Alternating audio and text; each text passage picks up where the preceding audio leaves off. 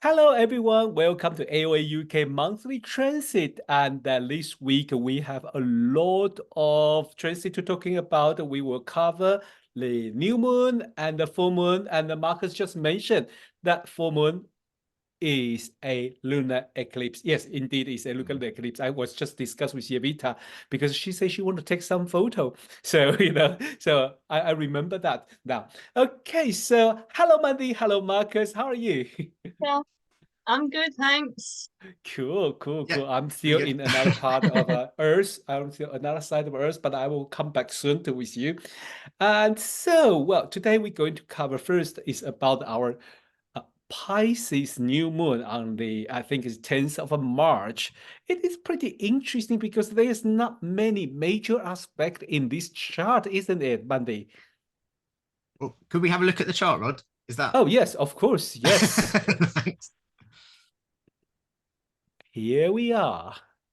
Although the chart is, I drew it for UK, but the major aspect we're talking about would be for all around the world, and we can apply to all around the world. So yeah, look at this new moon at 20 degree of Pisces. Well, in one side there's a Saturn, but 9 degree away. In another side, there's a Neptune, but there's kind of a 7 degrees away.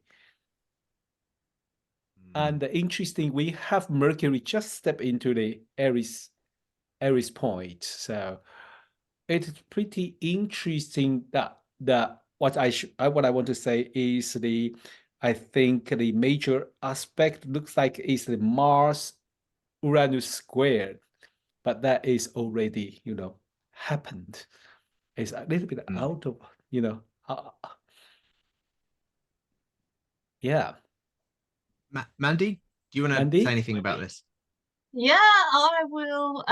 Yeah, Pisces new moon, of course. There's no oppositions in this chart. There's an opposition, obviously. There's the south node, but that's always in opposition to the north node. Always. There's no opposition, so it's kind of a self-focused, and because it's in Pisces, it's almost, and because it's a new moon, which is the dark of the moon, it's almost quite an introverted type of chart, really. I think Pisces is the final sign of the zodiac. So that means it's the final lunar cycle of this current astrological year. So there's a sense really of completion because once the sun moves into Aries, we've got a totally different energy. And a new moon, of course, is always about rest and reflection, particularly in Pisces. It's about, taking the time to just go within a little bit, really. Pisces can be quite reflective. It's a water sign, it's emotional. We can possibly feel a little bit overwhelmed, a little bit tired. It's a time, obviously, like any new moon, to plan and rest and to think about things and not necessarily to take action. There'll be plenty of opportunity and energy for taking action coming up as soon as we get into Aries season. We've just mentioned that we've already got the first hint of Aries, the Aries season with the Mercury, the first degree of Aries. So that thinking about what am I going to do? What am I going to, what do I want to do? What do I want to focus on for this new calendar? It's not calendar new year, this new astrological new year.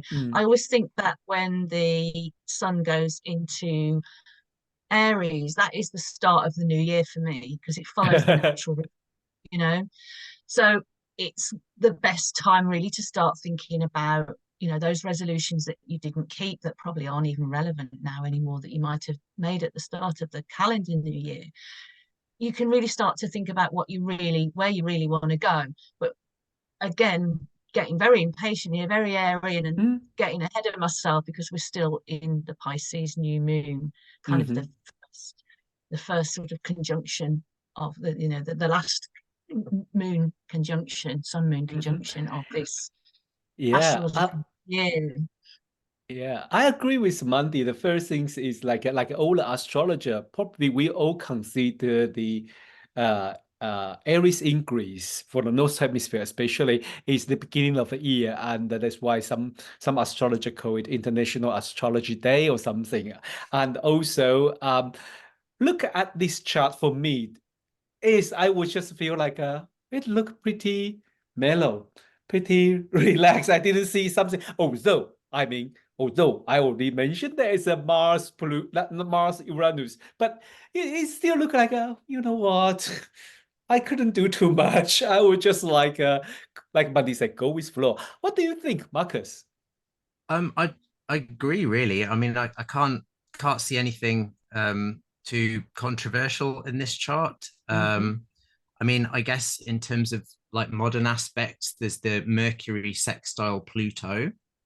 So that might be good for having some tough conversations and stuff. That's quite a helpful one, because Mercury in Aries, it can suffer from, I call it foot in mouth disease, having that myself. You can say things and shoot yourself in the foot.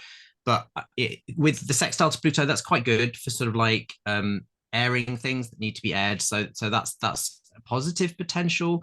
And then just like that, I could do the lunar mansion if you want, for the yes, with please. my usual little motif from this. It's quite a positive lunar mansion, I think, where it is at least in the tropical lot. So it's from the last lunar mansion of the zodiac, from 17 Pisces and 8 minutes to 0 Aries, and it's sort of vibes are, it's all about the realization of potentials, cohesion and gathering together, culmination, attainment, joy and harvesting. So it's like about gathering stuff together. And one of the aphorisms for this mansion is, the fish will not jump into the boat. You've kind of got to go fishing. So it's kind of it's quite a, I think it's a quietly more positive chart, with the exception of, I think you both mentioned it, but you were mentioning, Rod, about the Mars Uranus square, but that is separating now. And I usually find with Mars aspects, I don't know if you guys have noticed this, they tend to operate more strongly when they're applying, like, than when they're separating. Mars, but I think this is a kind of a fixed square. So I wonder if it will last a tiny bit longer. I know Mars, because Mars Uranus is kind of I want it now, and they can't wait. They don't wait. But I don't know about this fixed one. Fixed one usually just like lasts a little bit longer. I don't know.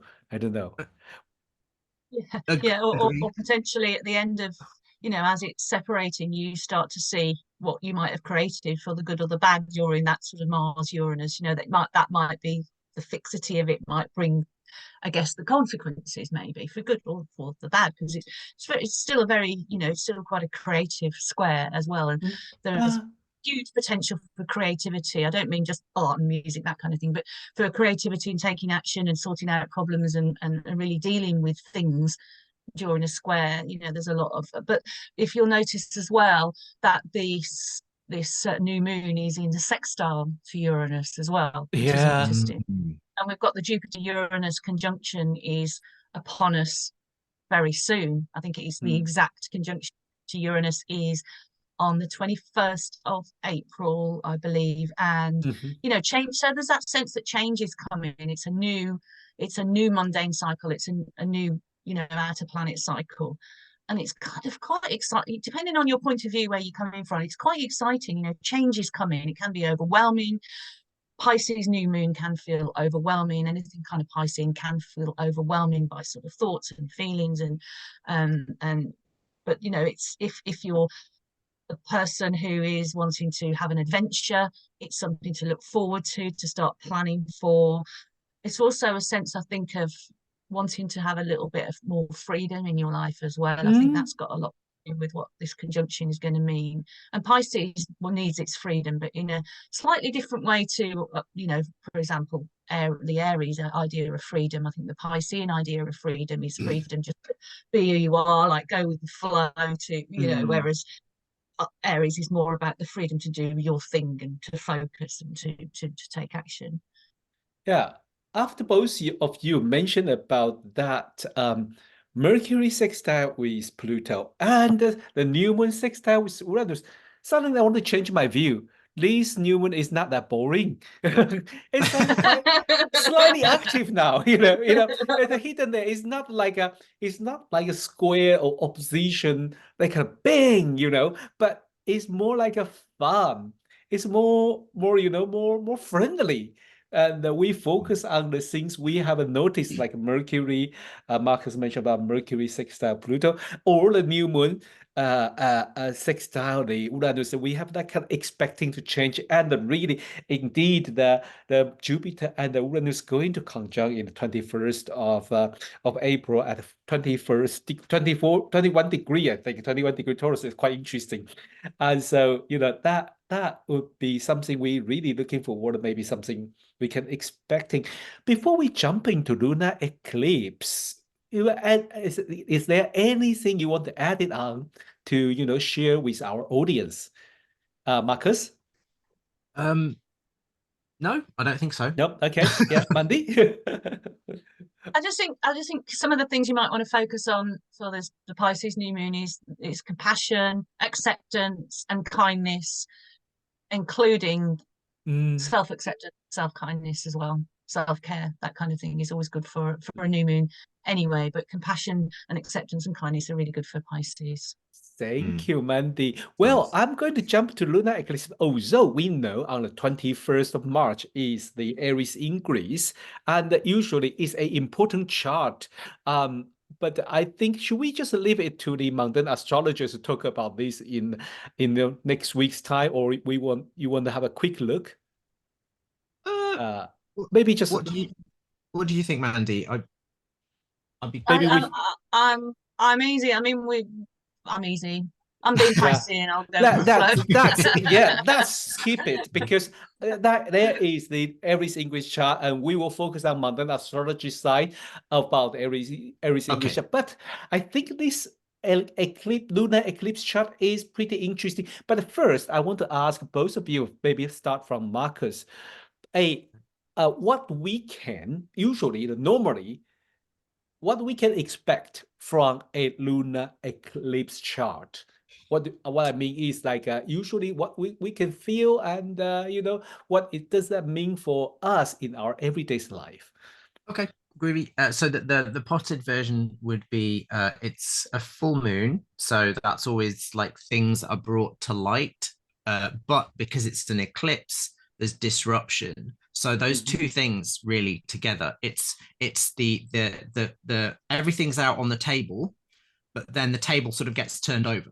But then it's like what results from that is really depends on the whole chart and what the chart is doing. So you can, with an eclipse, you can always expect the unexpected. It's always going to be somewhat disruptive, but that disruption can result in either a more tilted towards the positive or negative, depending partly on what's going on in the eclipse chart, which we'll talk about next. Yeah. And also partly how that eclipse chart interacts with your own chart, or the chart of the thing, whatever you're discussing, company, country, whatever. Yeah. Definitely. Mandi?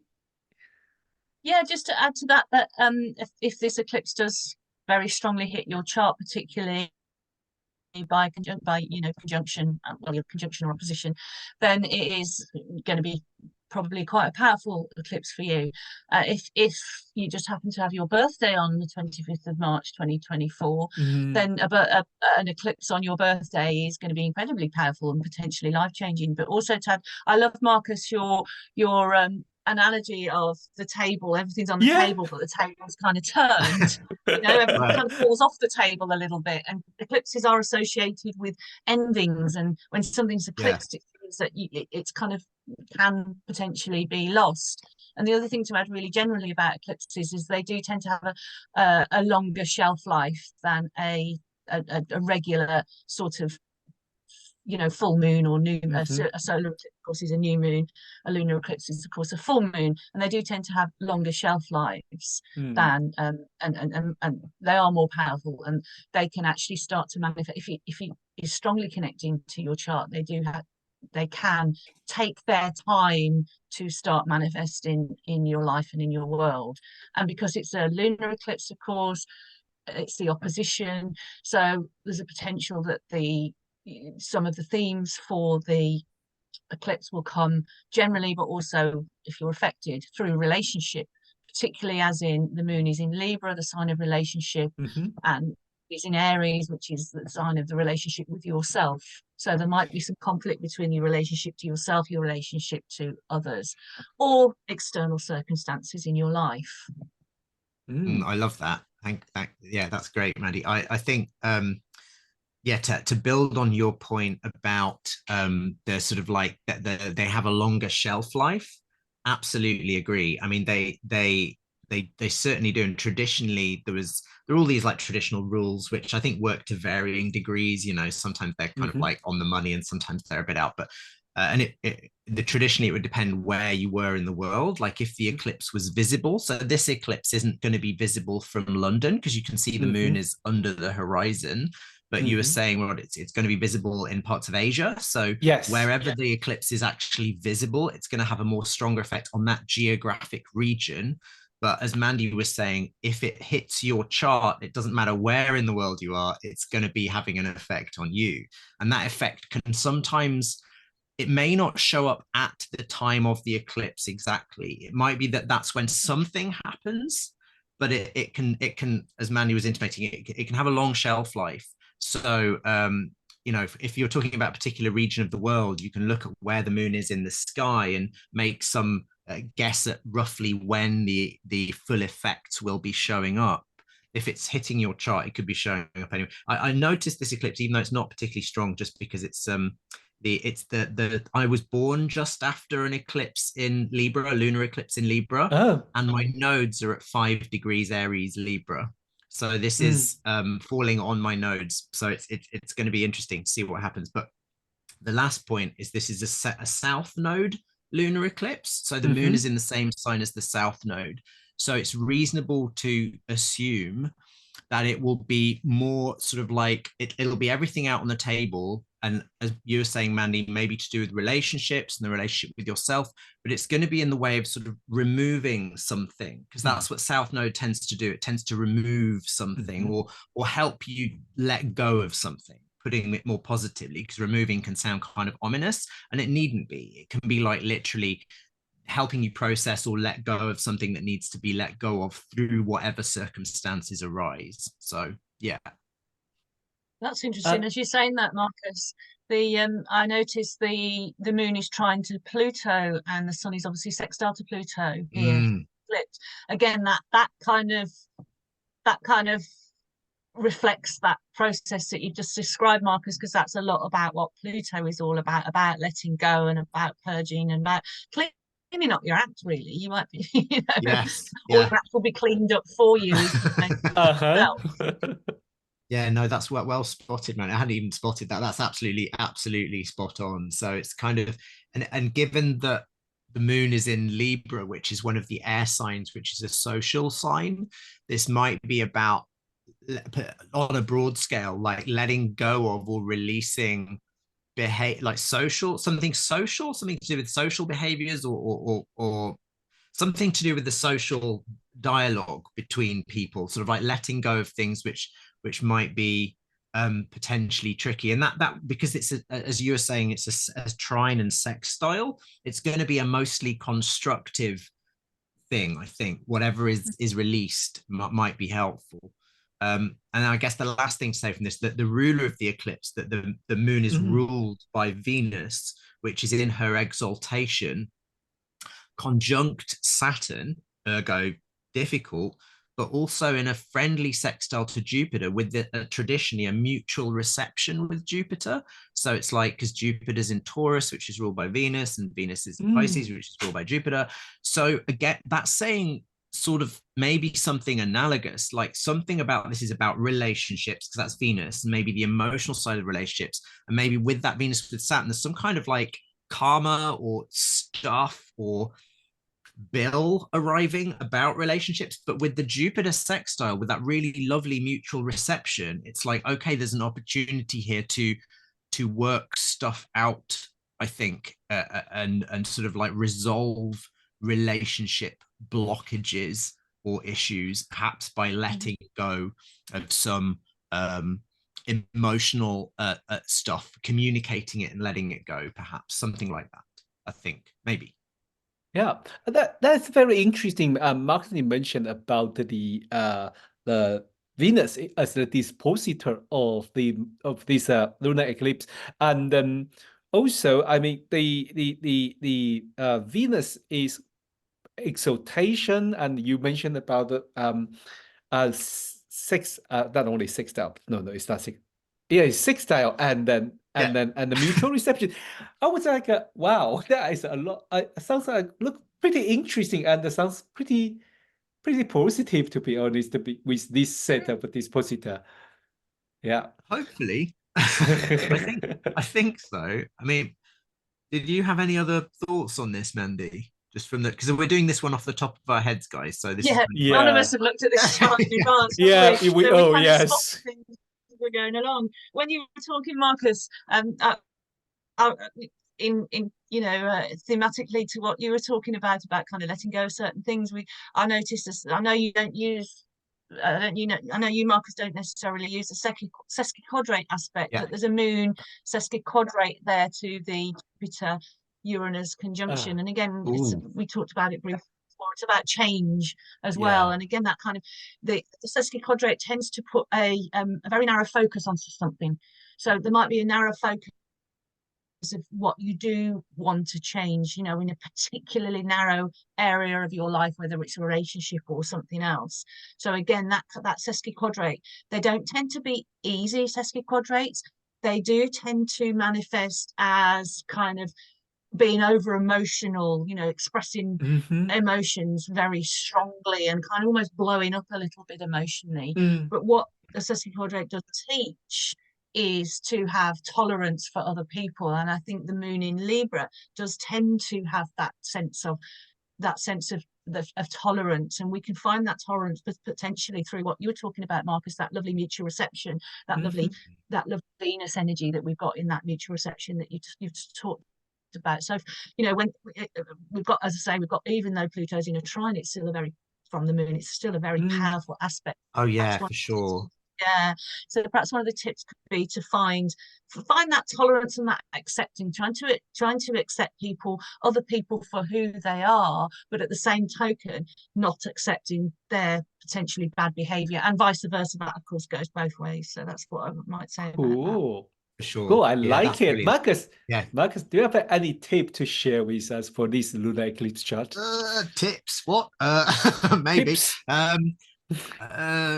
I guess just riffing off what you were saying there, Mandi. I mean, I really like that, because I mean, I think this chart is coming up with sort of similar themes, whatever way we go into it. So that, and they do seem to be stacking. So I think maybe around or following the full moon, because the full moon will be operating like with all full moons, within the month, sort of as in the build up and afterwards.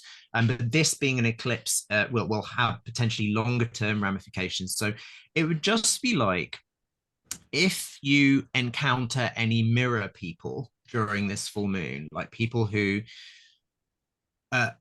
through some disruptive event perhaps reveal I don't know, like reveal stuff about you, like to cause, I don't know if it would cause relationship upset, or, because I'm just thinking about that ruler of the Venus conjunct Saturn.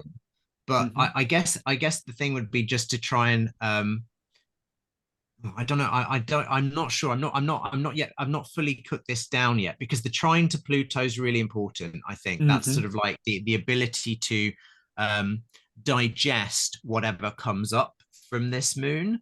So and I think that the Venus Saturn conjunction with the sextile to Jupiter and Uranus is also got to be something from that. So it's kind of if there are any difficulties in relationships that come up around this time, the tendency may be to snap, or to flip the table, something, whatever, which is usual with an eclipse. Also, the sesquiquadrate you were mentioning, Mandi, that's very much a moon Uranus vibe. But perhaps the thing would be to sit with it and digest it. And if there's any sort of heavy feelings or feeling of difficulty in relationships or blockages in relationships that arise, just sit with them, because Jupiter traditionally ruled digestion, and also literally in the body, it was the planet that ruled digestion, but it's also helps to organize things and make sense of them.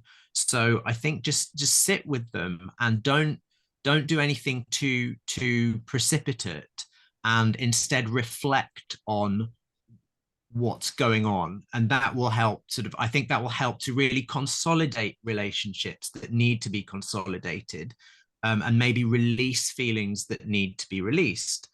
So I see this as not such a destructive eclipse, but rather one that may be helpful for letting go of feelings that are perhaps not serving relationship. Yeah. Cool. Thank you, Marcus. Thank you, Mandi. Mandi, are you going to add anything? No, I think that's a perfect ending, actually. I think, yeah. While Marcus mentioned about that, I just have an image comes out. You know, I'm in Taiwan and Japan. This is the earthquake zone, and I just read some report about they give warning about that a huge earthquake may happen. Not immediately, but the possibility is higher and higher in the South Japan area. And then I just thinking about, because Marcus mentioned about this whole set of the, you know, the Venus, Saturn, and the Moon trine with the Pluto, and a little bit. I have an image about it is a little bit wobbling, and suddenly I was just thinking about what we do in this area is. For those building, the tall building, they will make the building able to wobbling when earthquake happens. Yes. So when things are wobbling, you wobbling together with it, so you can reduce. If you resist it, you may be snapped. That's the 100. That's the 60 quadrant. If you have the sextile or trine, then you wobbling together with it a little bit. You know, then you will be fine. Also, you wobbling, but you will be fine the way out. It's not the strong impact, you know, and you get snapped in there. Well, before we finish today, a few things I want to mention. The first is on the 16th of March, we have Lianne McCafferty going to give talk about the Ceres and Juno in the mundane astrology. And then also Monday, going to give a talk for next month on the 27th, if I remember, it's 27th of April. Monday going to talk about the finding purpose in your chart, right? Great. Okay. Yeah, so I'm basically really talking about how to find clues to life purpose in the birth chart, basically. Yeah. As well as some tips of, you know, once you've got that information from your birth chart, what you can do with it as well, a little bit as well. Cool. Thank you. I'm so looking forward. And then Marcus will be give talk soon, and we will arrange it to sometime. Yeah, sometime. Okay, thanks everyone for watching AOA UK monthly transit talk, and I will see you next month. And we definitely going to talk about eclipse. I don't know when, but if we talk about before or after, because if we talk about after, I maybe have some beautiful photo to show you. Oh, because I will down to Texas to see it. Hey, you lucky sausage. That's great. Okay, well, okay, see you guys. See you. Bye. Thank you, Marcus. Thank you, Mandi.